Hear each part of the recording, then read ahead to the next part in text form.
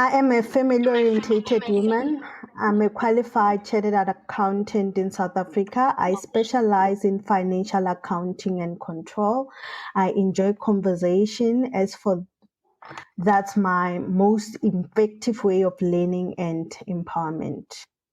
Today's show focus is on women in STEM, that is science, technology, engineering, and mathematics.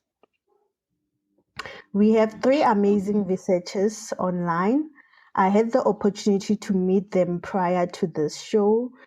If you have watched a series or a movie that portrays the life of a researcher, one would understand why the state of my mind prior to meeting them.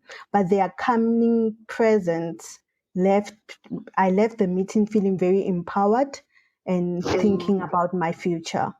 Co-hosting the show is George Mutendadzamera.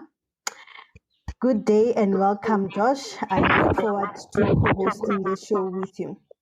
Thank you very much, Sheikha. It's a great opportunity to talk to the ladies who are in kind of what I would like to call rarefied environment. Science, technology, engineering, mathematics has kind of been associated with the male domain. And it is very, very refreshing to have ladies, and not only just ladies, but doing exceptionally well. So I'm hoping to hear more of what they are doing. Welcome, ladies. Thank you very much for agreeing to join us today. And thank you very much for sharing your experiences with our listeners. My name is George Mutendadzamera. I'm a executive life and business coach. I'm based here in South Africa. I work with executives, business people, and we help people's lives get better.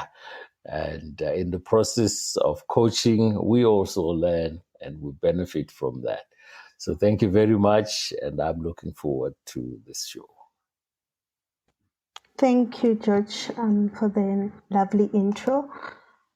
Prof. Divani couldn't join us due to unforeseen technicalities. And I may say she is a very good mentor, and one of the qualities that I liked about her character is that apart from being knowledgeable as a mentor, she's also provide support and a sounding board to her mentees. And the two ladies in studio with us today are also one of her mentees that she has mentored over the period. We have Dr. Neusa Torres. She is a social scientist, anthropologist, a senior public health researcher. She has a PhD in public health. Her PhD research project was focused on the process of self-medication with antibiotics. It yielded several publications in Q1 journals. She's currently working at Menhinsa Health Research, a center in Mozambique. And our other guest is Dr. Buyisile Chibi. She is a research associate specializing in pharmaceutical research. She holds a PhD, BSc degrees, and completed her PhD in record time. I would like to hear a lot more about that. And currently a project manager for the Connect TB project aimed at reducing TB diagnostic and treatment delays in South Africa's private sector. Well, Dr. Torres, welcome. For me, I guess when it comes to the journey to success, that journey normally involves sacrifice, and what people see is the end result of it, which in your case probably is the PhD that you have.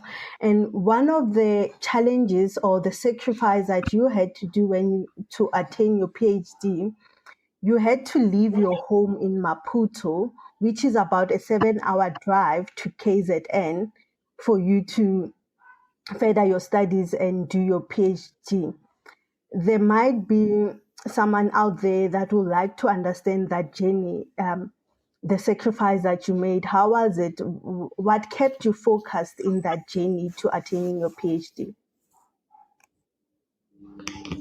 Okay. Good evening, everyone. Good evening to the listeners. Thank you, George and Sekgalemetsi, for having me here. I'm very honored to be part of this show. Yes, answering your question, well, I don't know where to start talking about my sacrifice, but it was not only my sacrifice, but also my family's sacrifice. And we still facing part of those sacrifices that I've made. I've decided to engage in 2016 when I decided to start my PhD. So part of the sacrifice include not only leaving the family, but the process of integrating myself in a new city with new people, knowing new human beings, understanding the language. The first barrier that I come across in KZN when I moved to Durban was not. At the beginning, I thought that my English was sufficient to embark in a PhD journey or to live in another city. But first, I realized that okay, my English was not that. Good. It was good for the street, but not that good to university. So I had to continue studying English first of all. Then the second barrier was out of the out of the university, where my Zulu fellows were my Durban fellows were speaking Zulu, and most of them they didn't care if I didn't know the language. When I was taking taxi to my home where I was staying, for me to tell the driver that I want to stay in that bus stop, it was a challenge because they were like, "Huh? How saswan? How kulumi? Huh? Kuluma Zulu." So I didn't know how to speak Zulu. That was a barrier. So this too was the first one. The language, not only the English but the Zulu.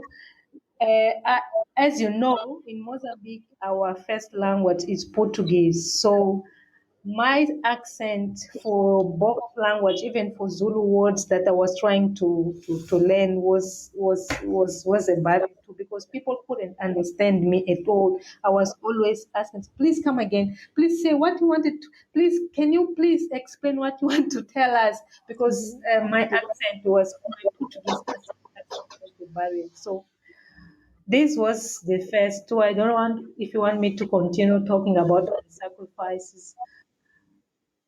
Um, Yes, yes. continue, Prof. Yeah, I understand your challenges. I may say I also found myself in a similar situation when I arrived in KZN, being Pedi, and suddenly you have to learn Zulu and speak Zulu because it's the primary language in that province. Yeah. Out of interest, Madam, what impact did that have on you? By that I mean, did it force you to learn a new language? What was the output of that difficult situation for you? Yeah. Thank you for that question. At first, at the beginning, my first impact was no, no, no, no, no, no, no. I can't stay here. These people, they don't respect others. We are all Black Africans. We can understand each other in English. Why, if I speak Portuguese? Can you imagine me going at a shopping center, at a shop, and want to buy grocery, and people just asking me coins and money in Zulu, and I didn't know what to say. So the first impact was me going back home and try to recover because at the beginning I had a chance to go to Australia for my PhD, but I refused because I thought that okay, I'm in Africa, I'm an African, and I have a chance to go to KwaZulu Natal University, so I'm going to South Africa because this is my continent, this is my place, and I wanted to study in Africa, and I thought my English was enough. So the first impact was that I wanted to give up, but when I went back to my home and went to sleep, I said, why should I give up? What about those Ghanaian and Nigerian colleagues or fellows that are here? They are trying to do the same. They are struggling with the language. Why can't I learn the language? Why can't I understand and try to understand what they are speaking? That was the first impact. And then for that moment, I started having friends such as Buyisile, colleagues that could teach me small words, small sentences in Zulu, at least how to ask for time, how to ask for a road or for a way to my place, how to ask for help in the streets, how to small things that I could survive in in Durban city. That was my first focus. While I was trying to struggle with the English that was given at the university, because when we speak English in the street is different from the university. So that was my first impact. And after 2 years, I was so confident to ask small things in Zulu, and I was so confident to, especially to understand. Now I can understand Zulu. I can't speak it properly, but I understand. So I'm very happy that I could overcome this challenge. I could manage to survive in Durban, and I was now a Durban citizen. When I left, and I miss Durban so much. I miss that place so much. I was happy, and I didn't know. Yeah, that's true. And how is it linked? Because when I was also trying to understand one of your expertise, area of expertise, when you say you are a sexual anthropologist, I had to Google that. And there might be someone out there that wonders, what is a social anthropologist? Can you explain it in a most simpler way for a person not with no Okay. science background? Yeah. Okay, thank you for this question. This is a very important question. An anthropologist, as the word anthropologist, it's for anthro, which is human, and gist, which is logist, which is science. So anthropologist is the science that studies human being, but we study human being in a cultural way, in a social way. For example, the way you treat your diseases. Let me go to the health field because it's the one I work the most. So the way you treat your diseases, the way you understand diseases, the way you eat to take care of your health, the way you speak, okay, the way you engage with social activities with your family members, with your neighbors. So culture is the main focus for anthropologists. We study culture, we study perceptions and experiences of people regarding the social life, the life in general. But there are many subdivisions of anthropology. So we have health anthropology, which is the field I work at, but we also have urban anthropology, which is the science who studies how people interact in a urban setting. So we have also rural anthropology, how culture is how people engage in social practices and culture in a rural setting. So anthropology is the science that study culture, the way people live, the way people see the world, which is subjective in nature, which is something that depends on the individual. My culture, my habits, my beliefs depends on my family, depends on my house, depends on my household. So this is culture, the way we live. If you say, okay, for me, my culture doesn't allow me to eat eggs when I'm pregnant, when the woman is pregnant. This is out of doctors' recommendations. This is out of health sciences. This is culture. So that's what anthropology studies. So social science are those science that studies the social way or the way human beings relate each other. Okay, I hope it was clear. I was trying to speak as I speak to my students when I'm lecturing, without scientific terms. Okay. Okay, yeah. And perhaps if we could just move across to you, Dr. Chibi. Just tell us a little bit about yourself, your journey, where it all started. Let our listeners know who is Dr. Chibi. Thank you, George, and thank you, Sekgalemetsi, for this opportunity to be part of the panelists tonight. And good evening, and our listeners back at home, and good evening, Dr. Nerosa. So currently, I'm the project manager for the Connect TB study, but the journey began a while back. I'll start from 2005 when I completed my matric at Lekete High School back in Bushbuckridge.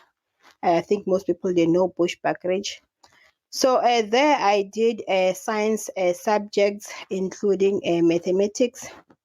Though we had limited resources, fortunately, our school had a science lab where we were able to do basic science experiments. But what I found to be a disadvantage to people like me who grew up in rural areas with limited resources is it was the lack of information or knowledge, especially when it came to career paths. Because at that time, the only information you could get is to hear from your family members, your friends, your community people, on also what your teachers are advising us to partake when we go to tertiary. So from there, I was just thinking about it. When I thought about it, when I was doing grade 12, we had a trip to Johannesburg, and that was the first trip we went to for career exhibition. And just imagine you are in grade 12, you have to choose your career path, you're already in science without knowing what exactly are the career opportunities within science. And when you go to that career exhibition, it's a trip going to an urban area. There are so many things to learn in one day. So the focus is shifting back and forth, not necessarily focusing on what you went there for. So from that, though we went and then we learned one or two things, but the information didn't really sink in at that moment because it was a new environment, new things, new technologies. So it was like a dream at that moment. So and coming back to the career path that I chose, I initially wanted to do pharmacy when I've completed high school, going to tertiary. So I applied in UCT, I applied in also in UKZN. So I didn't get through because of the low marks they wanted, the entry marks they normally want. And then I was provincially approved. So after getting my matric results at the end of 2005, I went to the University of KwaZulu-Natal just to get an admission. Luckily, you know what, when we talk about role models, mentorship, that's when it comes to be beneficial. I didn't have a mentor, I didn't have a role model, but because I knew someone, my mother knew someone who, when who was studying in UKZN, that person agreed to take me. She traveled with me by bus. For the first time, I'm leaving home. I'm traveling to UKZN. They are Zulu speaking and some are Xhosa speaking. No, you have to learn a new language. There are so many things that come in place when you are moving from one province to the next, because there are so many challenges, discrimination. There are so many things that you need to put up in order for you to succeed at the end of the day. When we went to the university, it's everything is new. It's a big institution. You don't know whether you are going or whether you are going out or in. But fortunately, the person I was with, and I would like to also acknowledge her. Her name is Fikiswa. Fikile is Fikile Ngube. She's also from Bushbuckridge. She helped me a lot to get started for my first year. So we went to the chemistry So department. how would you describe the emotions that you had when There are you mixed left? emotions because for the first time you have a phone. You are just learning to use a phone. For the first time, it's a new province, new languages. There are so many things. The main thing that really is important is for you to have someone to take you through all the steps. Mm. And that's what I find that most people are lacking. So people at the end of the day, when they come to the university, first day, they are giving up, crying because there is no helping hand. Now, with Fortunately, hindsight, so if I could interrupt there, with hindsight, what would you advise a girl in exactly the same situation going into a new place? What would your advice be? so in order to advise, it won't be necessary directly to a specific girl, but I think if we can have programs that are directly communicating with the schools, because so that we can reach a larger population, that will be a great thing. So that you know what, everyone who's in the university, they can be linked up to one or two high school people, so that when they finish a matric and go and get integrated into the tertiary institutions, they know they have someone they can ask questions to and they can get the right answers.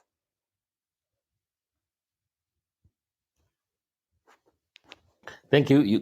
Please carry on. Okay, so as I was saying, with the pharmacy interest I wanted to do, fortunately I was able to be absorbed into doing chemistry. But my chemistry course, the one that I took, it was an extended program, a 1 year. They've extended with a 1 year. Why? Because it was a new program where they thought people like me from disadvantaged schools, they need more time and more support so that they can get used to all the systems that are in place at the university. And that was very helpful because first year you have so many things to face, so many challenges. You have to learn even what Dr. Torres said about English. You need to learn communication English. You need to learn how to write in English, like formal writing, essays, reports, and all those things are really needed when you start up your tertiary life or journey, because at the end of the day, you will need to apply it going forward. So And from with there, yes. Okay, I wanted to follow on that emotion of because when you start, because I find that our encounter was more personal, and like I'm very proud of you and your achievement. With that, what goes through, that first year when you compare yourself to your peers, and you are all starting first year, and you have to go through this bridging course or extended program. What emotions were going through? Did you feel like you are starting school all over again for you to actually step into varsity, or did it feel like a varsity experience in that first year? Okay, thank you, Sekgalemetsi. For my side, I took it in a positive way. It was likely when we started, we had some counseling to introduce us to this program and why are they doing this program. And through that, you could see that, what, going through this program, it will be of great benefit, so that you can be able to focus more on getting your self-esteem, be confident, and also you will be able to learn the environment with less stress, because the workload is not a lot for the first year. You get added on when you do your second year and third year. So this extended program was really good, and also their counseling sessions really helped to lower down the emotions, because at the end of the day, yes, you feel a little bit disappointed for you to be pushed on to an extended program, while you can see others who perform on a similar level as you've been in the mainstream.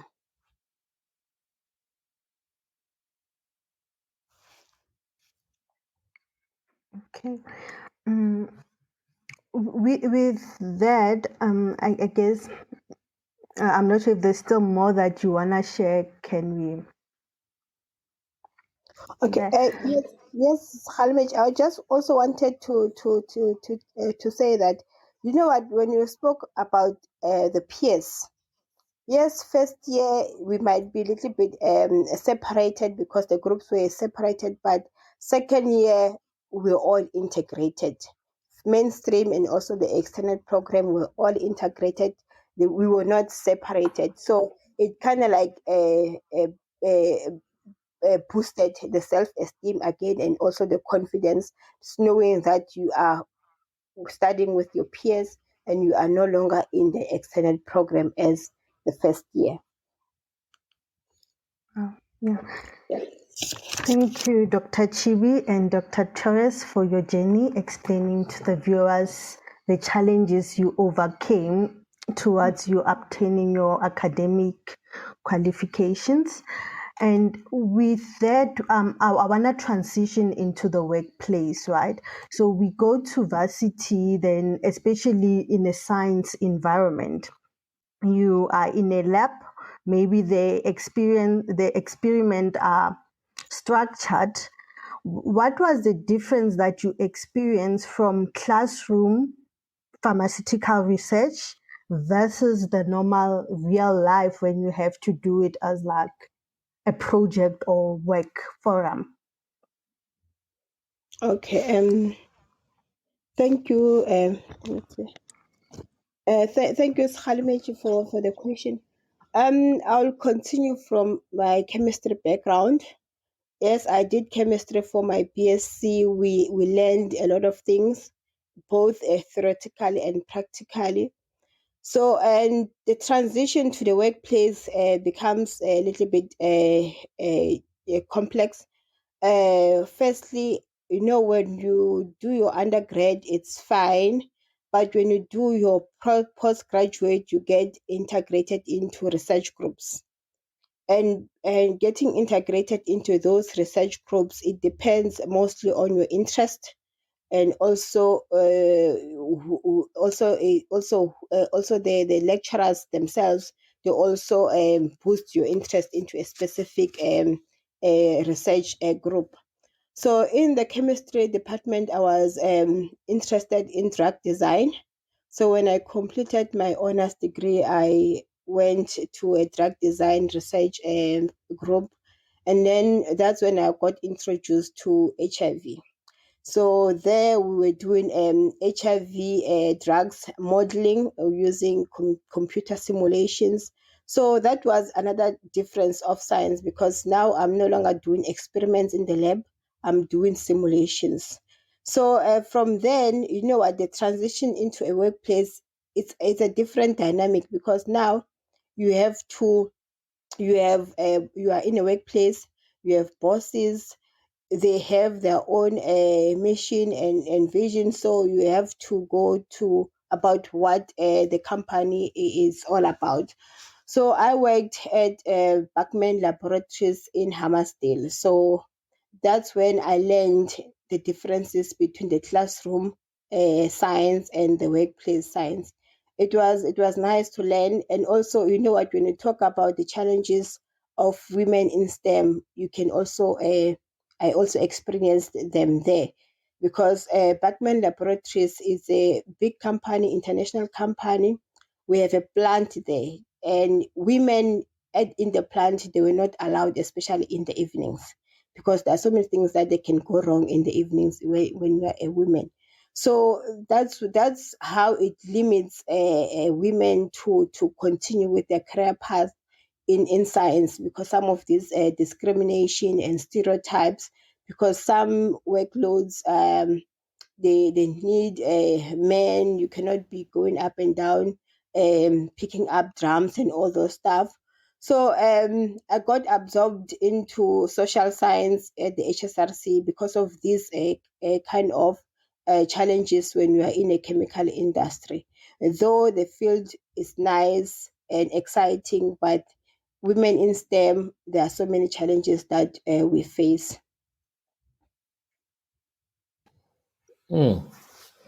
And yeah, that's some experience. I would like to hear a little bit more about what your recommendations would be going forward. You used the word discrimination there, but before I get there with you, while you think it through, perhaps we could go across and ask Neusa to tell us her transition into the workplace. Okay, thank you, George. Yes, as Buyisile was saying, the transition is, I don't know if you can imagine when you were as a baby and you don't know how to walk, you're always being carried by your parents, and then you have to learn how to start walking. You walk from your own legs. That's a comparison that I can do. It's apparently we think that okay, I know because I've learned this at the university or where I've been, but then when you come to the workplace, the transition is somehow complex or challenging, because at the workplace you don't have that lecturer or that teacher, that mentor telling you what to do, where to do, correcting you or evaluating you in the way that you are just a learner, you are just someone who is trying to catch the science. At the workplace, you have colleagues, you have competition, by the way. You have colleagues, you have the boss, and you have people that are evaluating you in a way that do you really deserve this post? Are you really able to go on with this post, with these activities? So you at the workplace you have a double or triple work than the university than at school, because first you have to show that you are able to perform. Second, you have to deal with relationships that they are not your friends, they are not your family members, they are your colleagues, and you have to separate colleagues from family members from friends, because at the moment you give a lot of trust, they can just undermine you and think that okay, now we can say and we can do whatever you want. And for us as women, it's even more challenging, because you know that we have certain behaviors that most of the times we can call sexual harassment or others.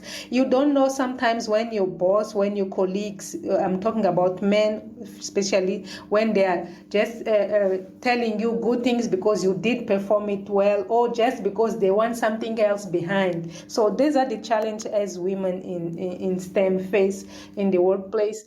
And the other challenge that I remember and I suffered or had it a lot was the challenge of dealing with colleagues that are not committed, but they are in your teamwork, and you have to respond for the performance of the team, especially when you are the team leader, when you are the one responding for the activities. So you have to build the teamwork in the way that everyone is in the same boat, everyone can perform better, the better they can for the work for the job to be done at the end of the day.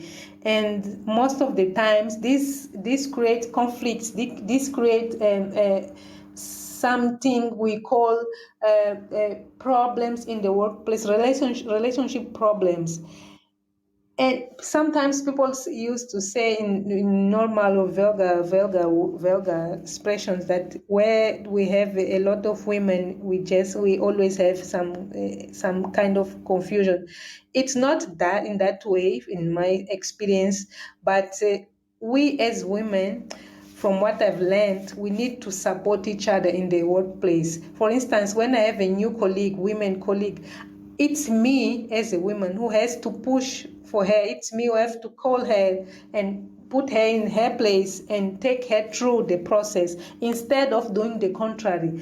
And as what we see normally is that because the workplace is this conflictuous environment, sometimes we have problems that are not necessarily problems, as symptoms of problems, and people just regard those problems as women's things. It's not about women's things, it's about us as human beings, and we need to support each other. That's what I feel about the transition. The other aspect to consider is that at the workplace, we are dealing with our salary, we are dealing with our career goals, we are dealing with our family, and we are dealing with our satisfaction as human being. And as long as we're not performing, we're not going well at the workplace, we are we are risking fall in depression, or maybe giving up work, or going from this company to other company, because we are not focused, we are not taking our career as our main goal. So this is very important. When we leave the university, we need to make sure that, and we may be clear that we are now going to the workplace, and when we get a post, when we get a job, specifically in STEM, for me as a social scientist researcher, I value my work as me. And I value the relationships I build during the work, because not only my career is being built, but also the relationships, the networking, and maybe you don't know what's going on tomorrow. You don't know what will happen tomorrow. So it's important for us to be free and to be happy and spread happiness and love and care, even in the workplace, and not just staying there like, okay, it's my salary, I want the salary and I'm going home, and this kind of thing. So there are many challenges in this transition, but once we understand the career goals, once we understand what we want for our lives, it becomes easy to demystify the stereotypes and encourage us to go on. And I need to mention that we are in Africa, and in Mozambique, women have been gaining, with many difficulties, let me say, women have been gaining some space in recent years in science, in research, and even in political and economic and social sphere. But this difficulty is even greater in sciences, in researching, in lectures. So we need to be very aware of our goals, so that we can grow up, but also push for others, not only girls, but even men, because we are all human beings. So this is what motivates me the most in my workplace. And this is why I still connected with my mentees from the university. And I've learned a lot at KwaZulu-Natal in 4 years that I've been there. I'm so proud of being there. In 4 years, I've learned a lot. I've met not many people, few people I can count in my with my thumbs, my arms, but those people are just not only well connected, but they are people committed with the career enhancement. They push for us. They do true mentorship or true peer mentorship, and that's what motivates me the most. And I'm trying to follow their steps and do the same in my side. In this case, in Mozambique, although here we also have many women that are recognized and that in STEM, very successful women. They also face the same challenge or different challenges, but we are all in the same boat, and that's what motivates me the most. That's what makes me like my work and what I do, what I have learned during my PhD, especially, which was the one I did in South Africa. For my secondary and my first degree, I did it in Mozambique. The anthropology, it was a bachelor in anthropology. Then I completed my master's in public health.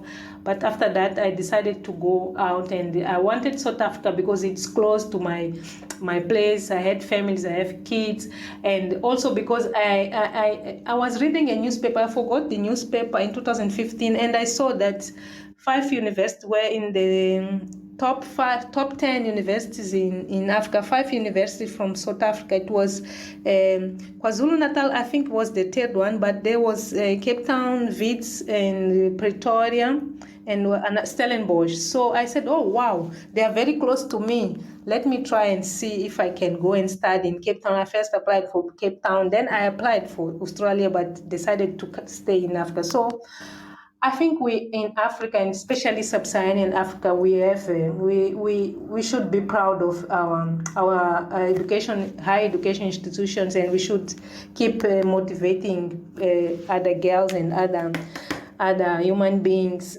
to pursue their degrees and their career goals. I think I'm not sure if I answered your question, Mr. George, but I think Yes, I think you did. And when you talk about being proud of our higher education institution, what comes into the mind is also the gap between, because we're also trying to speak around what is the difference that you're experiencing between being in class and the real world. So with that gap, what do you think the physicals or the university should be considering in how they package the educational programs so that the graduates are ready for real employment? okay. Thank you, Sekgalemetsi, for this question. For me, I don't think universities and institutions should be doing more, because what they have been doing for now, I think it's enough. And Buyisile have said some about that. I think now is our turn as human beings, as individuals who want to succeed in our careers, and commitment for me is the key. Remember that I said that I was about to give up because of the language barriers, the differences in the cities. Then I was missing my kids, I was missing my family, and I was like, okay, why can't I do that in my country? But the reason I decided to go to do my PhD, or to pursue my PhD in South Africa, was because I wanted to be exposed to the English language, but not only, but to the science environment, which not because I can't do it in Mozambique. I can, but with limitations. Remember that Mozambique is a Portuguese country, and most of the science, STEM, especially STEM language, is in English. So I wanted to test myself and test my English. So this is about the person. This is about the individual. What you want for your future, what are your career goals, and you follow that and you pursue that in the way that you find every opportunity that you could do, that you face, and you try and scale up your skills, your capacity. You go for it, you follow it, not waiting for institutions to take you through the transition from university to the workplace. That would be very difficult for them. The university are already teaching us how to do things, how to think about things. Imagine they also dealing with the thing about how do we do the transition, and remember that the workplace is a competitive environment. If you're not doing it by yourself, others will do it. So I don't think there's much institutions can do, but this is about us as individuals. We have to fight for what we want. We have to go for it and try to read a lot, understand a lot, or see other examples, and from there you try to behave and perform in the way that you succeed, or at least you pursue your career goals. And people, we can also I would recommend also young people, or graduate students or others to be connected with people who can introduce them to other people who can take them through a specific network.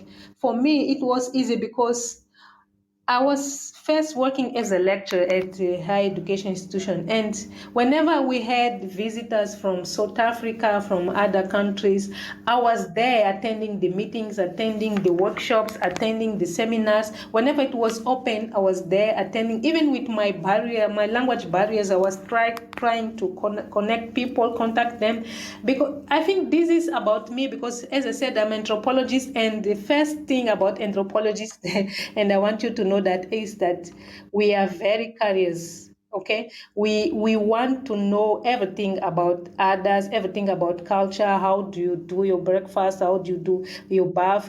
Everything about others. Everything about, we want to know, not in a bad way, but in a way that we understand different human beings, because we know that we are all in this world human beings, but we have different ways of different visions of the world. We have different ways of doing things. So that's about anthropologists, sociologists, and social scientists, and they are very curious about life and life vision. So for me, it was easy because of this background. This is it's my own character. I'm very curious, and I fight to understand things and people. So I was struggling.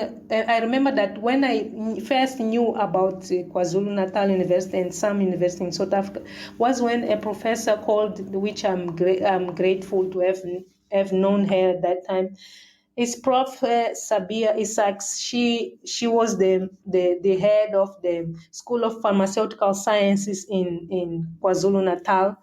And because I had this interest in health anthropologies and in medicines, in the way people think about medicines, the way people use the medications, their remedies, I started talk to her, and she introduced me to a program which was a program to control the antibiotic resistance in Africa, especially in South Africa, Malawi, and Mozambique. And the project was in the institution I was working. So she told me about the program, and we started exchanging emails. And fortunately, I told her that I was interested. I started to show people to see people going to the pharmacies to buy antibiotics. And I know that antibiotics are very potent drugs, and they are very, very, if we're not using it appropriately, they can cause a lot of health problems. So she said, "Oh, really? Do you have that interest? Okay, we have a program here that it's a PhD program for students who want to pursue PhD in use of antibiotics." And I said, "Oh, I'm from anthropology, and I'm not sure if I can join." She said, "No, as long as you have an interest in something about antibiotics and you find your niche in that, you can join, because this is this is a transversal issue." And that's why I got the letter for the PhD. Even without knowing that I was applying, she said, "No, you can apply. I will send you the forms via email. You can fill up the forms and you scan and you send it back." This was in 2015. I had a small baby. When I told my family, the only person, or the only one who supported me at the beginning was my mom. She said, "No, my dears, you can go for it. If you need, you leave the baby here." My baby had the one here that time. "You leave the baby here and you go. You need to start. You need to follow. You need to fight for your independence, not only your career but your financial independence. And that's a good opportunity. If you want, you go." And I postponed that till 2017 because of the challenge me and Buyisile said at the beginning women face during education. But because I was focused on my goal, and I decided, no, I want this PhD. I continued applying, and I got acceptances in two other universities. One is in Cape Town and then Australia. But I decided to go to KwaZulu Natal first because of the proximity.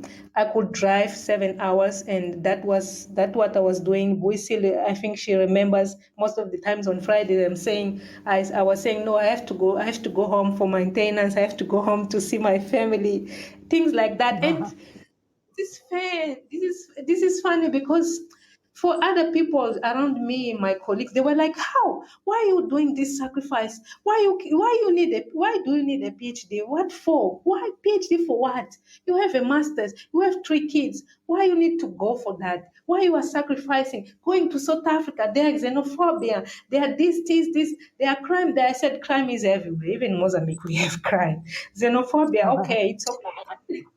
we, Wow. you see, most of the challenges are faced by women, but we need to. I recommend girls and other graduates, especially girls, to follow their dreams, to pursue their career goal, and don't bother to knock on people's door. If they close the door, it's okay. You go to the next door. The one door or one window will be open for you. Well, what I get from you, Dr. Torres, is determination. Like you are determined. Like you don't let, or what I've written here, victim mentality, because we tend to think that something needs to come to us. It's about acting on what you want and going for that and taking that initiative.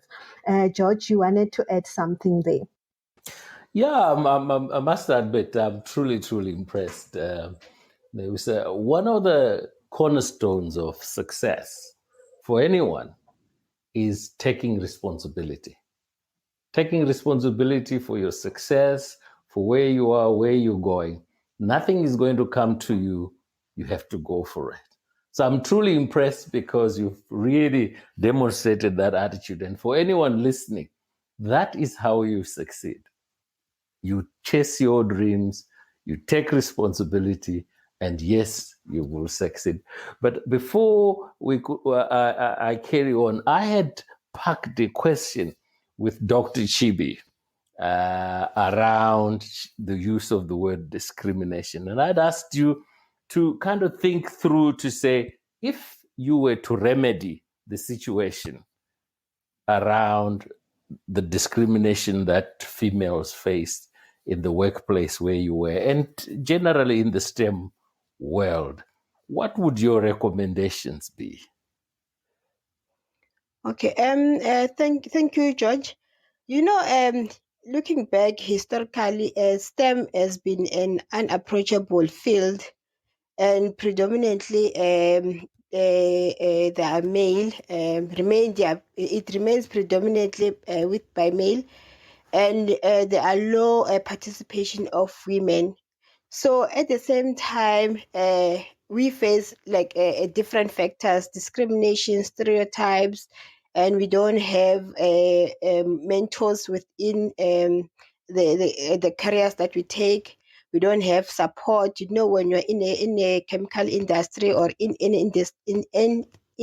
industry, it's money driven. There's no time to babysit all the women issues that we need support with on a daily basis. And also at the same time, you know, when you know that this field is mainly dominated by males, you have fear. You have fear to pursue it, especially when you have to go to higher positions where you have to manage other males and in that field. So our confidence drops that. So what I was thinking through, it's our companies, they need to have solid policies that support women. They have to take into consideration all the things that women go through. Like, for example, when you start being integrated in the work field, you are in your reproductive age where you need to balance life, you need to balance work. And it brings fear to go to your boss and tell your boss that you are planning to have a family. First thing you know that, you know what, they are going to dismiss you. They are going to rate you as being productive. And that's when there are gender disparities because, you know, at the same time, men, they tend to work harder than male. That's not so. It's because most male, they don't have complex issues when it comes to as women, we have different things that we need to deal with. So this is just a negotiation between women and companies to have solid policies that are being looked at. Some they do have, but the implementation of those policies are poor because at the same time they don't want to risk losing revenue because industries are money driven. If you hire more males, it's less problems. The production goes forward. But if you have females, or 1 year they will be out because you work in the chemical industry. You cannot be pregnant. You cannot be inhaling fumes. So it means you need to stop working for the whole year. So those are those are real challenges. And STEM, a career in STEM is you just have to go there with open eyes, that knowing that you are going to face those challenges in a daily basis. Yeah, thank you, George. Well, can I persist a little bit and say, if you could wave a magic wand, how would you remedy that situation? This is a challenging thing because you cannot. It's not going to be a one-way thing because there are different factors that are involved here. We have societal factors. You have also psychological factors, and those two factors, they need to be balanced when it comes to this issue of women in STEM.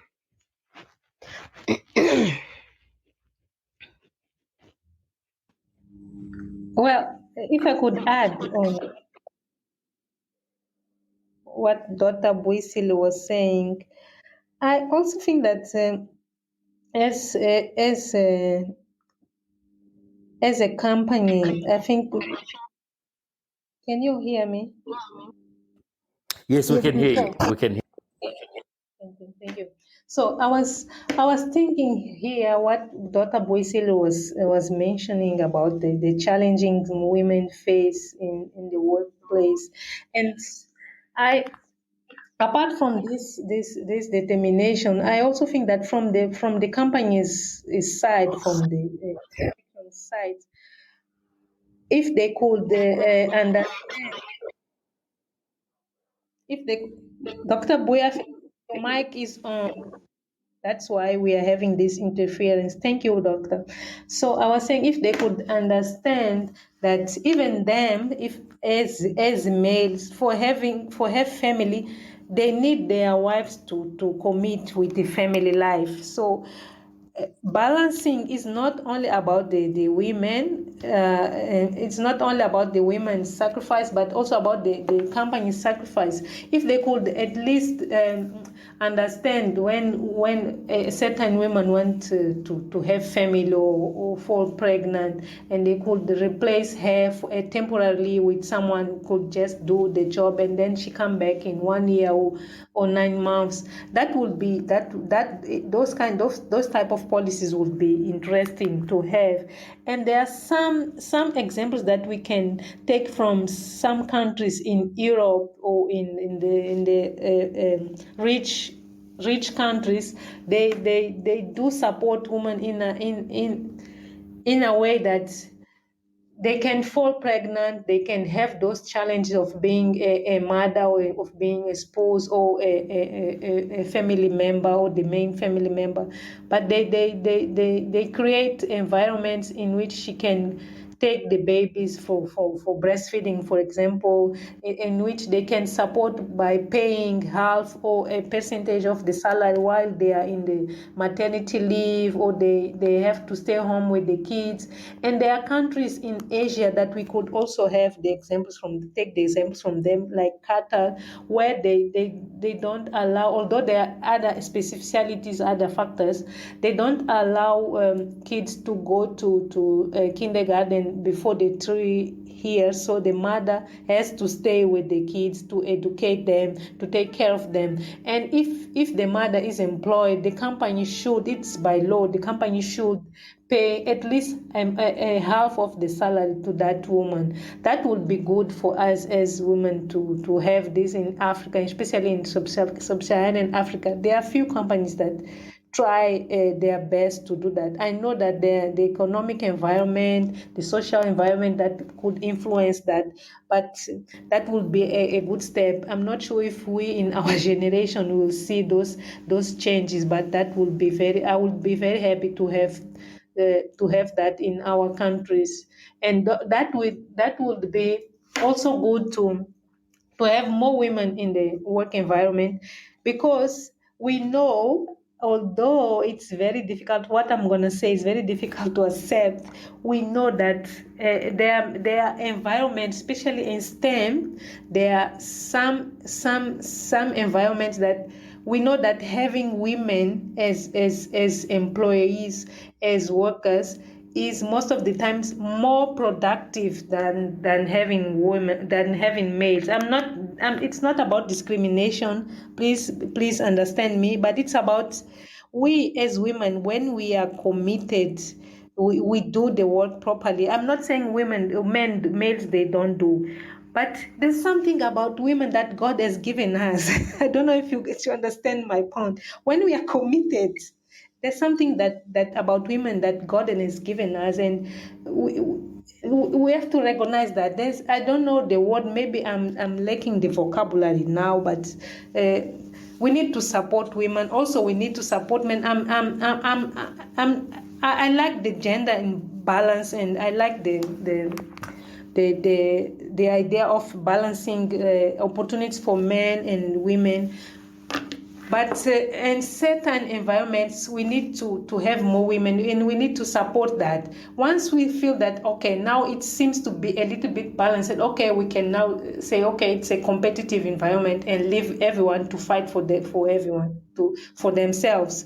But there are some areas like science, research, and lecture that we need more women, and there are many proofs that women can perform better in some areas. Imagine social work, imagine nursing, imagine some other areas that we can even research, some type of research with a disadvantaged women. I can see from my work now, research with disadvantaged women. We know that it's good to have women as researchers in those type of research, and we need those evidence to improve our protocols, improve our treatment services, our healthcare service. So it's time for us to understand that, and for companies, for the world to start, specifically in Africa, especially in my country, Mozambique, but also in South Africa, because I consider South Africa also my country. I think it's time for us to consider that and take this seriously and push for women and make people understand that we need to balance women in STEM, women and men in males in STEM.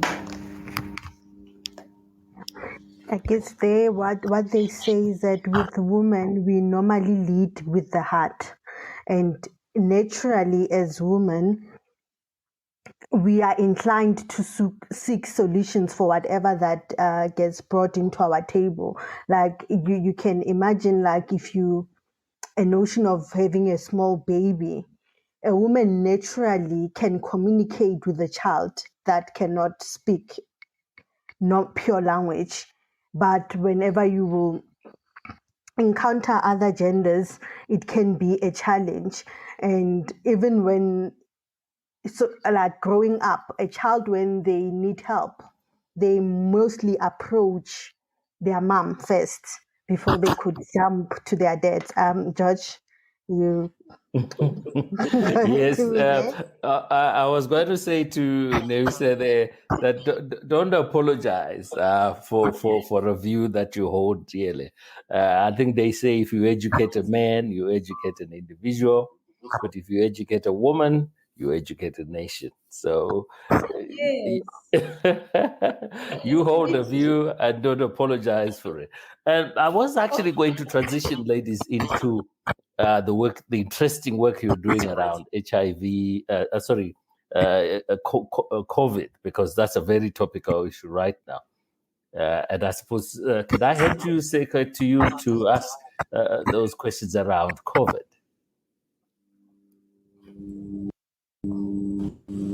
Yes, that's fine. Yes, I know recently there was a publication in the Sunday Times around the fight against COVID. And with that, there was a research that was currently underway where we were looking at solutions on developing probably a COVID test that could be rapid, because I believe with the pandemic, the biggest challenge that we are facing currently is around how fast a person gets those results. And in some situation or some stories that we've had, is that, by the time the person gets those results, they may be advanced to an advanced stage. And if the disease would have been picked up earlier, a more corrective action could have been taken earlier and prevented that person to go to hospital. So with those current responses, maybe I'll hand over to Dr. Bhui to start there. Without giving classified information, what's the likelihood of us seeing maybe a rapid test coming out that could help speed up the process of the COVID results? Okay. Thank you, Sekgalemetsi and George. With the rapid test, conversations have been happening, and unfortunately, Prof. Devani is not here with us. She's the one who's into point of care diagnostics, so she's really more invested into point of care testing. So, but from my side, the lack of having an effective rapid test, it's really disappointed at the moment, because it's been almost going to 2 years now without an effective rapid test for COVID-19. So, our communities could really benefit from having a readily available COVID-19 rapid test, more especially communities in remote areas and with limited resources and underdeveloped infrastructure. Like when you look at our infrastructures, our healthcare system is overburdened by other conditions, especially HIV and also TB. So there are a lot of influx of patients going into the clinics on a daily basis. So having a COVID suspect with COVID symptoms going to the clinic, meeting or being in contact with other people is just making the transmissions go worse and worse and worse instead of containing it. Like for an example, having a rapid test, especially a COVID-19 rapid test, will able to diagnose our COVID suspects in real time. You go there, you have symptoms. Immediately you have symptoms, you get your test kits. Either you can buy it from the pharmacy, or maybe we can have hotspots that they can distribute those test kits as quickly as possible. A person can test themselves or get lay community workers who can perform the testing. So with rapid test kits, there are great benefits, because you don't need professionally trained healthcare workers. Lay healthcare workers, they can perform the testing if they've went through some form of short course trainings. So, and then we can get results in real time. These can stop transmissions and also minimize contacts, and also will be able to contain the spread of the virus, especially because you won't be going in and out to the clinics, meeting so many people at the clinics, and also waiting for the results, which can come after 24 hours or even 48 hours, depending on the number of samples which were sent to a specific lab. So when you look at remote areas, for example, we don't have testing labs locally. A car or a specific courier company needs to take rounds from clinic to clinic. And some, if they are underdeveloped infrastructures, it's a challenge for a car to come maybe 2 times or 3 times a day just to pick up samples, to ensure that samples are picked up or on a daily basis, and also to make sure that those samples reach the lab on time and they get tested same day. It's not possible for some of these areas. So the availability of rapid test kits is really a big issue, and it needs to be addressed because we can really benefit from having this.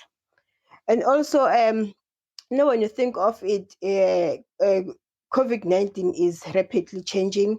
We have different strains every day. We can hear before we had other strains, and recently we had Delta, which is more transmissible.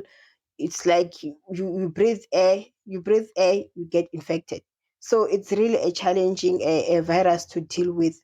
But if we had a effective and readily available rapid test, we'll be able to keep those test kits in our homes, and we will be able to test ourselves whenever we have symptoms or we feel like I've been in contact with someone who had COVID. And that could minimize us going out and to the healthcare system and being in contact with other patients. Because remember, when one goes to the clinic, you get in contact with different people who have different illnesses. Some that are already their immune system is already compromised, and exposing them to COVID, it's a disadvantage to them because it further compromise their immune system, which is already being under stress already. So I feel like, if the country, national or international, they can push the agenda of having an effective rapid test, it will really be beneficial for us, especially remote areas with limited resources and underdeveloped infrastructure. Maybe Dr. Neusa can add on this, since she's also in a country which has limited resources and with underdeveloped infrastructures. Yes, and with that, Dr. Noza, before you respond, I just want to add, as a social anthropologist, what are you seeing from those type of research, especially culturally and societal impact that COVID has had on people? Okay, thank you, Beatrice. Thank you, Dr. Buyisile, and thank you, George. Yes, COVID-19 has led us to face many challenges, and as limited resource countries, we are suffering the most, I think. So, just to add, before I go through your question, just to add on what Dr. Buyisile was saying regarding the COVID-19 rapid test, I think it's not only about the rapid COVID-19 test that we need to have available in even rural and distancing settings, but also the medication the medication appropriate for COVID-19 when you test is positive, because what I've been seeing is that people are just going through the symptoms based on the reported symptoms on the TV and radio, and when they have cough, they have fever and something else, they just go on self-medicated themselves with antibiotics, with other medicines that are very potent medicines.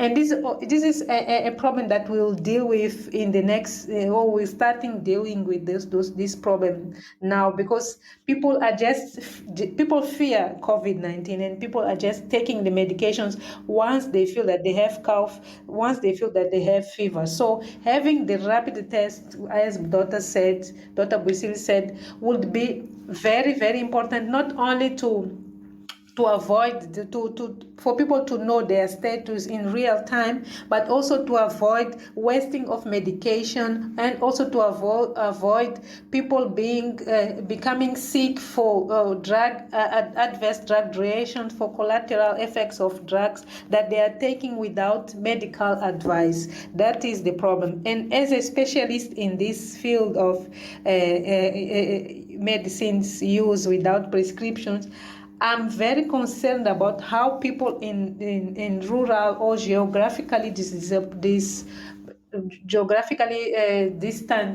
or remote settings are dealing with this with COVID-19. My main concern is, first, if you don't have a COVID-19 rapid test, and then we have some drugstores, pharmacies with the availability of some medicines. We also have some rumors or some taboos regarding the treatment of COVID. People are just desperate to not getting the COVID. People are just desperate to not having a family member with COVID, and people are taking medication without control inappropriately. So the rapid test would be the key, but there's also another tool that we need to explore and need to talk. Unfortunately, me and Buyisile, we are not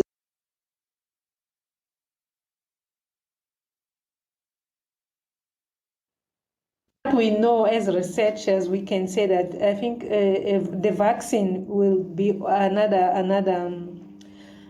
opportunity for us to deal with COVID, specifically in Africa.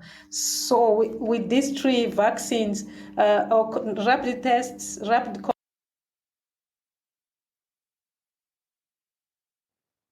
the COVID-19 better, and would maybe reduce the contamination and reduce the case. Although there are many social aspects that influence the behavior of people, of individuals within this pandemic era, we still need to have these pharmaceuticals and non-pharmaceuticals approaches to control the disease. Going to your question, Sekgalemetsi, as an anthropologist, yes, there is. Can I, sorry, no, Dr. Neusa, can I just hold you there a little bit, because you raised something very exciting, and I really want to ask at this stage. This thing about vaccinations, we have people going around, the anti-vaxxers, pro-vaxxers, and all that. Your own personal view regarding vaccinations, what is that? Well, thank you, George, for this question. As I was saying, vaccination is another measure that we can take, but as an anthropologist and as a social scientist, for vaccination, it's very complex. The way, from what I've been reading in the last 3 to 4 months, it's very complex the way people think about the vaccinations. Some fears about the vaccination, some refusing to vaccine, mentioning some collateral effects and other aspects that compromise the health in the future. As a researcher, I would say that it's important for us to believe and follow what the health authorities' recommendations are. It's important to believe, because all the vaccines, when they come up after experiments. They come up after controlled trials, and it's very difficult and unethical to have a vaccine in a population, a vaccine that was not tested, a vaccine that we don't know what are the collateral effects at all. We may not know some small aspects, because we are dealing with a virus which is rapid, which is fast to to disseminate. So scientists also need to be quick to investigate. They need to be quick in dealing with the virus and come up with solutions, because people are becoming sick, people are dying, and there's long COVID, which is a condition that also takes people during many months with COVID, long COVID terms, and this is not good for our population. Remember that health issues are very important, not only for the individuals, but for the economy, for the country, and for the development of the world. So if the world population or our country population, our African population is not healthy, it means that we won't be able to reach our development goals in the next 10 to 20 years. So it's important for us to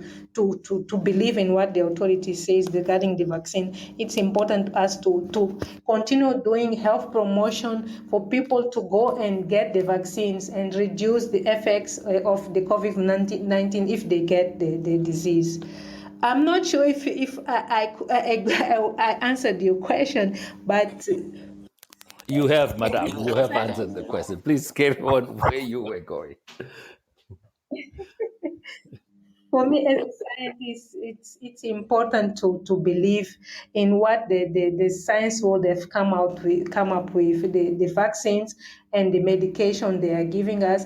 I'm not very happy with the rapid test or the fast test for COVID-19. If you could have more for disadvantaged people, if I could have a COVID-19 test here in my bag, as I can buy the pregnant test, as I can buy the HIV test at the pharmacy, that would be very, very good, because I would be able, as Dr. Buyisile said, I would be able to prevent others to get the disease. I would be able to treat myself immediately and avoid the worst case, and avoid hospitalization, and maybe avoid wasting medication. When I don't have COVID, I just feel that, okay, it's fever, it's cough, let me take the medication. I'm wasting the medication. I'm wasting the resources for the health of the health system, and I'm I'm avoiding someone else with the COVID-19 tested and positive test to get that medication, because I'm taking the medication just because I'm fearing that. So we have to work on that to try to educate people, raise awareness regarding the importance of follow the recommendations, the importance of vaccination, and also the importance of reaching help at the health clinics, and avoid self-medication, avoid taking vitamins without medical advice, because the other problem that I can see that it's coming is the vitamin, how can I say, the vitamin, people are just running for vitamins nowadays, and we don't know. Some of us, we have a health system, immune system that is compromised, and we don't know. We're just taking without advice. That's very important for us to, at this time, continue with health promotion and health education to during this COVID-19 pandemic. Yeah, And Dr. Torres, I'm sorry to interject there. When you're talking about the vaccines and the new variants and saying we need to believe as society with what the scientists are coming with and test that whatever vaccine they're giving us, it's actually being tested before it's being given to us. So one of the questions that has been followed up is that there's new variants coming. The virus is mutating. Will the vaccine be able to keep up with this new variants? I'm not sure if that will. Yeah. How do you? What's your view on that? Okay, Salmet, thank you. I will try to answer this, taking in consideration my view, but I think Dr. Buyisile is in a better position to answer that. I will pass to her after this, after my view. So I think there are new variants. Oh, it's okay. There's this vaccine that was built up for the first or the second variants. It's also okay, but you know what? It's something that even as scientists, as human beings, we are not in control of that virus. So what is better now? It's us to just keep questioning the vaccines, keep questioning the medication, or just follow instructions, the medical instructions for the health authorities, and try to comply with the recommendations to avoid contact, to social physical distancing, wearing masks properly. It's not about wearing masks.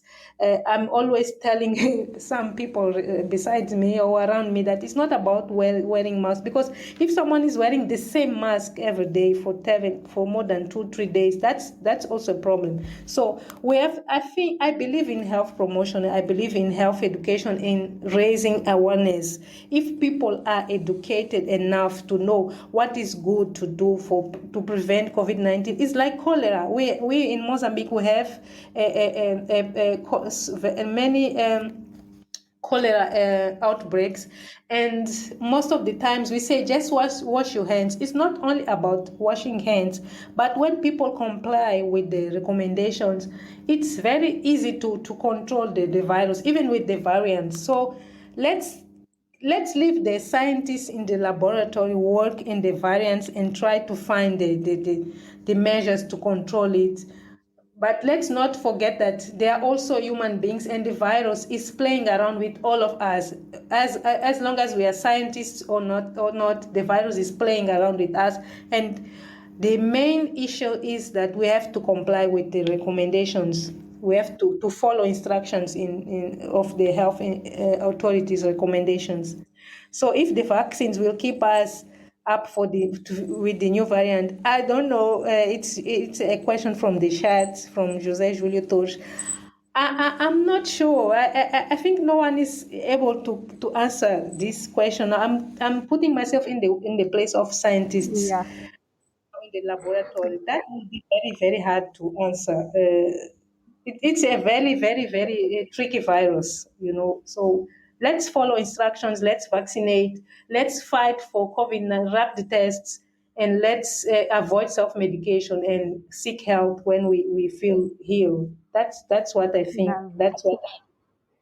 Yeah, that's lovely. I guess, yeah, with self medication, it has a long term impact because once we start taking this over counter medication, our body can be resistant to some vitamins and antibiotics that we give to ourselves. Dr. Bhui, conscious of time, can you add? Because Dr. Torres, they put you on the pedestal. So before the doctor come in, there is a question in the chat. I don't know whether you have addressed it, but it looks like we haven't seen it. What can be done to close the salary gap between women and men in organizations? That's the first question. And then he goes on to say that it is a fact that we have many talented women across various industries, but the salary gap is not getting any better.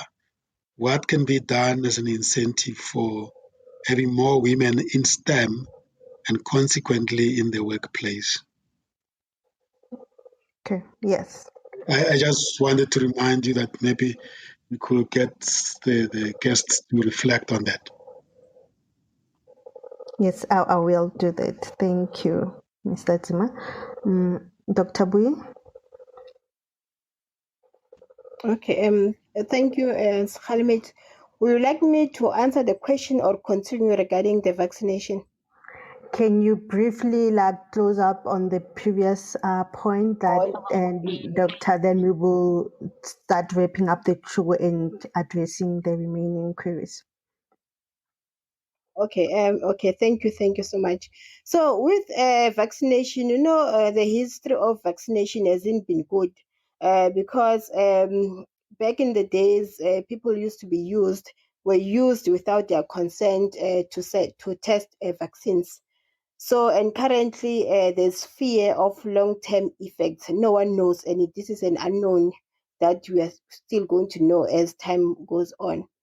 So, what Prof. Neusa has indicated is like we need more health promotions and awareness, And especially when you look at neonatals vaccinations, mothers, they comply to vaccination, meaning that they do know the importance of vaccination. So the same health promotion and awareness for children, immunization, it should be promoted in the same way even for COVID-19.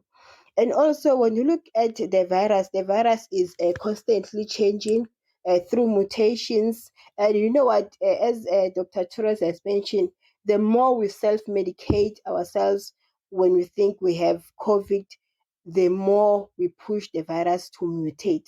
And that's when we have mutations every day, because they normally say survival of the fittest.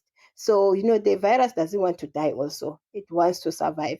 So when you try to push it into harsher conditions, that when it starts to mutate, and then we have new variants. So with the vaccine, yes, we have to trust the scientists as they're trying their best to contain the virus and make sure that we have vaccines that are effective. So currently, the vaccines that are being tested, they are effective to some extent to some of these variants, but not 100% effective. But what most scientists have echoed is that what the vaccine does, it prevents severe outcomes, which includes death. So in that way, we are able to make sure that our hospitals, they are not overburdened by very sick people who need ICU attention. So in that way, we'll have people who are infected, having mild conditions, that you can either self-medicate or seek medical attention if they are severe. But most importantly, will prevent death. And as Dr. Torres mentioned, you know what? People's health drives the economy and drives the improvement of the country, and also progressing to higher grounds. We need healthy people. Thank you, Sekgalemetsi. Okay, thank you. You just mentioned the survival of the fittest. I guess that we can circle back to that. Is it also a survival of the fittest, that the fact that there's talented women across various industries, and the issue around that salary gap, what can be done to close that salary gap between male and female in the industry? Or is it an attempt to make the males survive and the women to be suppressed? And yeah, what incentives can you recommend that companies put in place to make sure that women are retained in STEM?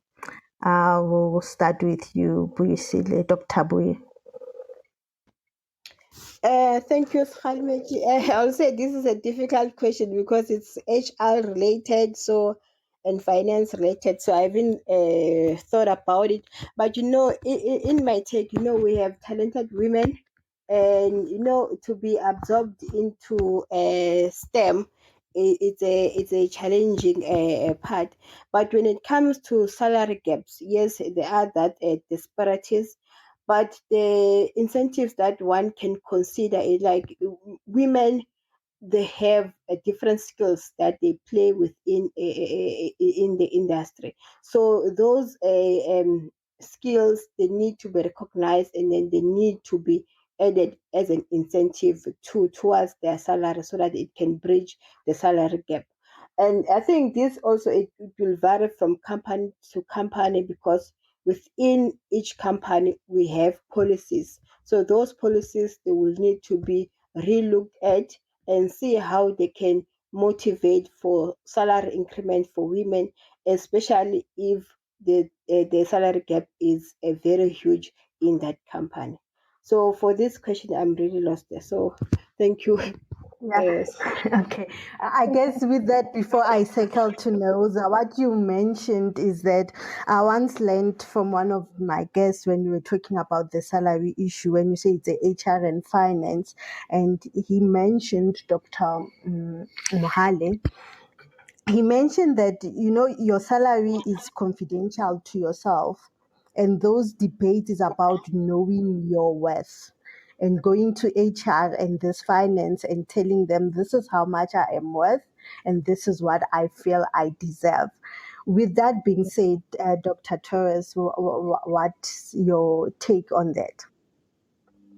Okay, thank you. This is a very controversial issue in our patriarchal society, and where women are still in disadvantaged positions in some companies. But, well, I can't. This is sensitive to me because from what I've read, I know that at least 84% of women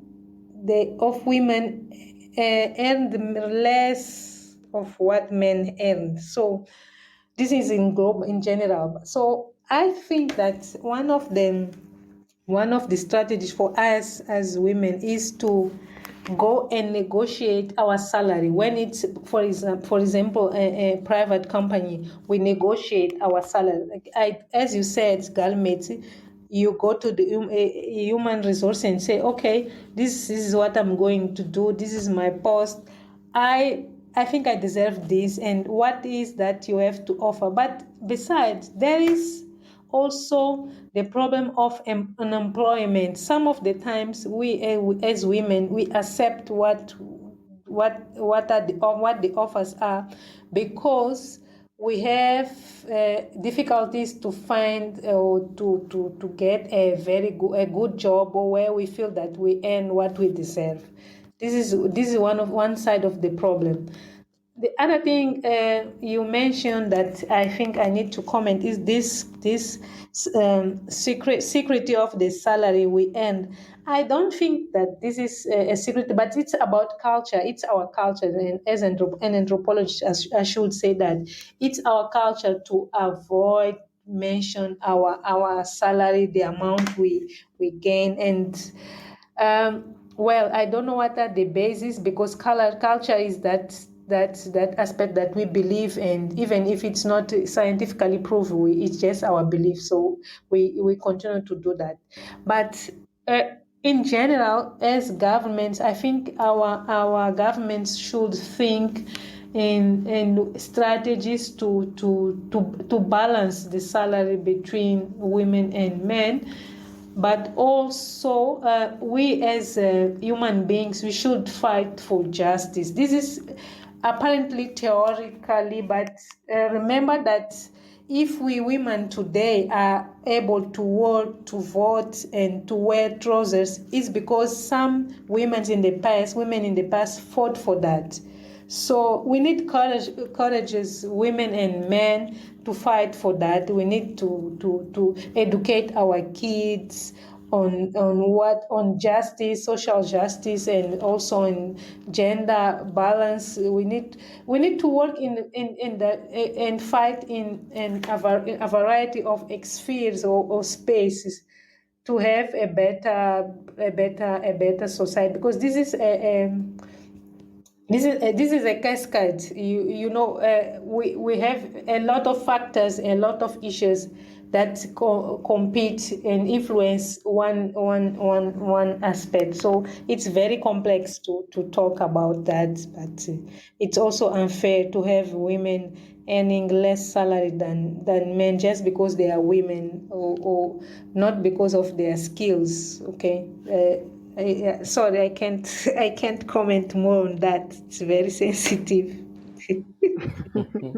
Yes, can I just add there to say, really, what is needed is because this is injustice, and therefore it's not just an issue for women on their own to stand up and fight the injustice. We all see it's injustice.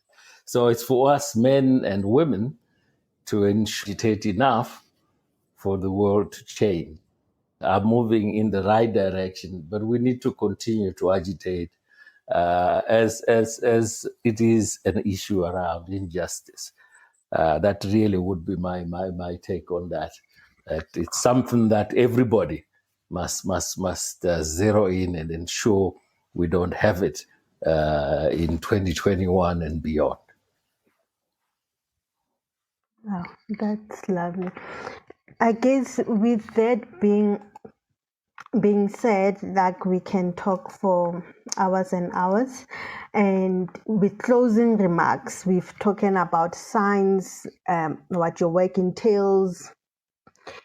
In closing, what do you believe it's required? What fields are required in science and technology in order to collaborate so that we can have more effective research in the future?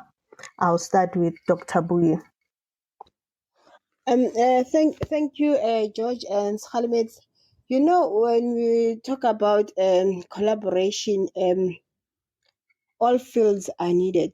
For example, I'll start with research. You know, when you do research, you need your legal department. You need HR because you will be hiring staff. You will need statisticians. You will need epidemiologists. You will need people who are in the lab, the scientists. So everyone is needed in collaboration. So, but what is important, you know, us as researchers, we are multidisciplinary. I'll give an example as myself. I'm from the chemistry background. I've done computational studies for drug design. So from there, I moved to the chemical industry, and from there, I moved to HSRC, which is a social science department institution, and currently I'm doing public health research.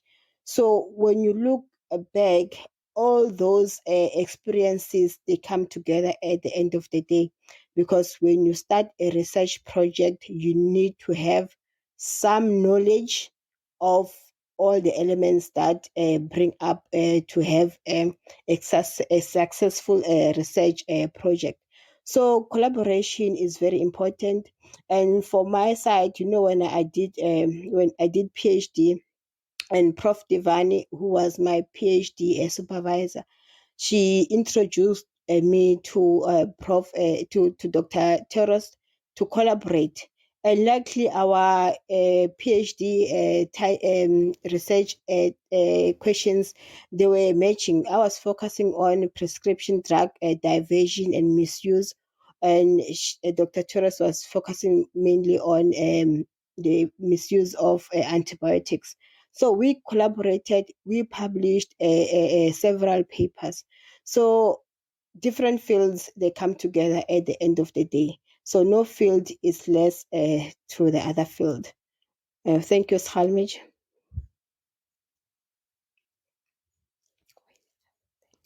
Dr. Torres, do you have anything to add there? Okay, thank you, Sekgalemetsi and George again.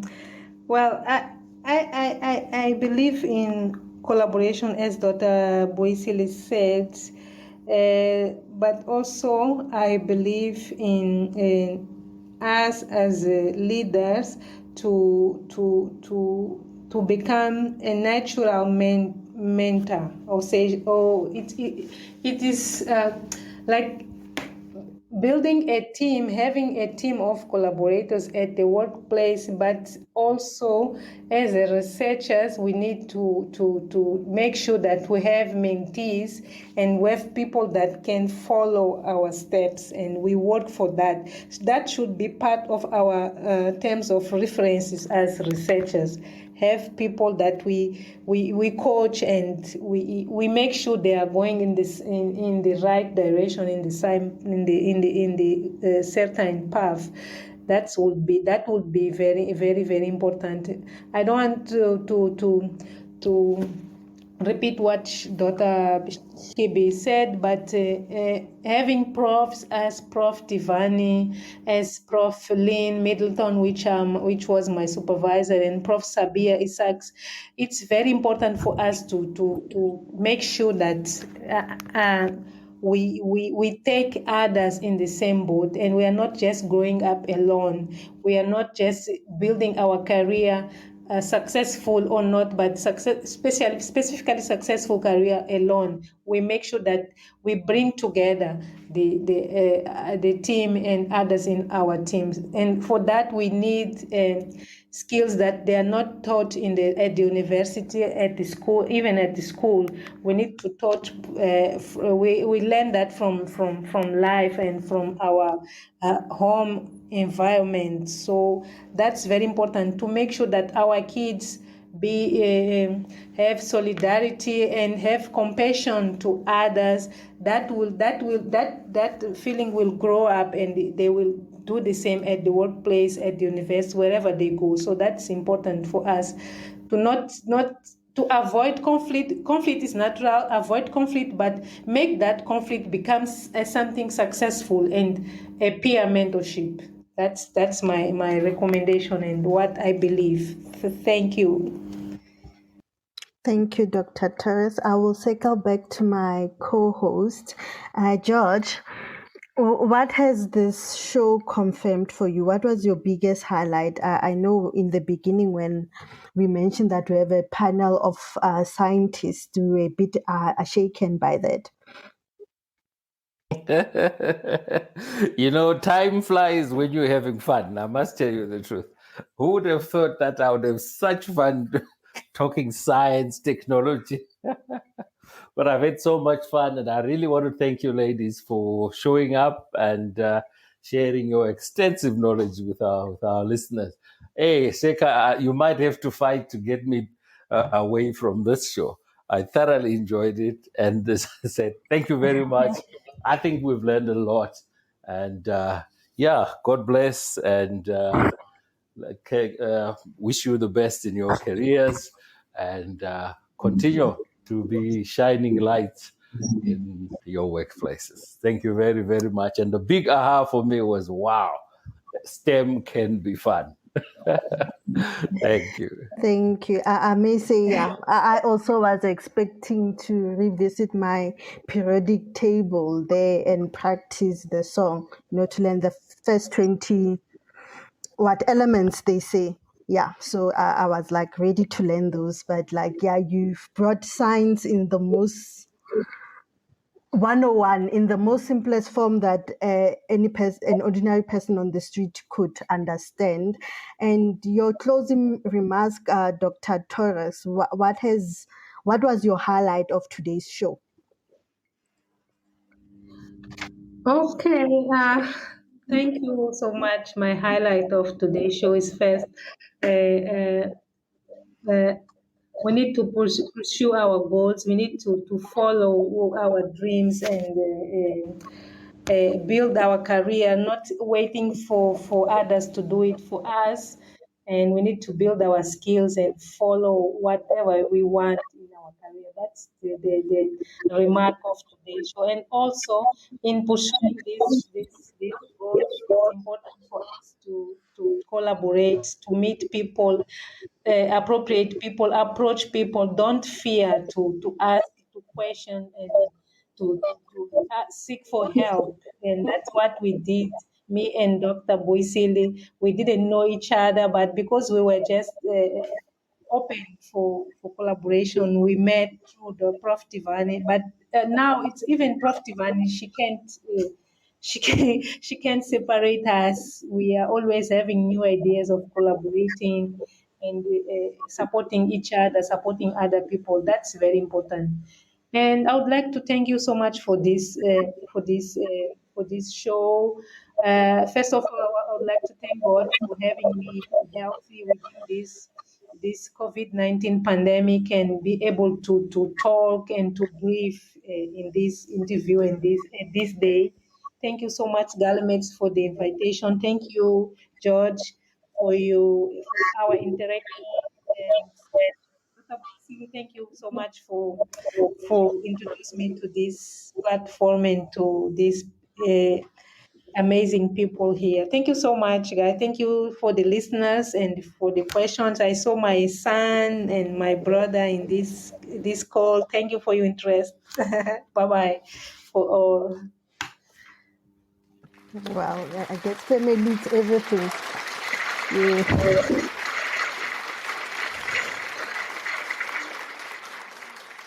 Wow, yeah. So, Dr. Chibi, what was your highlight and aha moment? Okay, thank you, Sekgalemetsi and George, and also Dr. Torres. You know, when George said science in real life is interesting, you know what? When we do things in the lab, we work in silos, but the impact to the people on ground is very phenomenal. When you do things in the lab, you are not thinking about the end user. But now, when you look at vaccines have been done in the lab, they did several trials, but when it comes to their implementation, it's another different story. So that's when we have to include all these different fields so that we can learn more about their social behaviors, the implementation of the vaccine, for example, and also the epidemiology of the virus that is constantly changing. So this was the highlight of for myself during this show, and also I would like to thank the host of this show for their invitation. Was my first radio show. I hope to have more in future. And also, I would like to say thank you, Dr. Torres, for being with us here, for sharing the conversation. It was more interesting, and then I look forward to more conversations of this such in future. Thank you so much.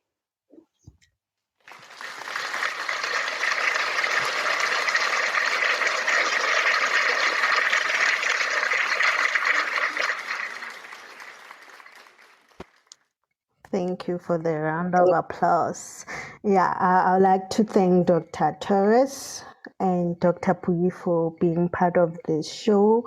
I know your publications are available, like if they can search for them, or your research projects, I think they're available on the science website.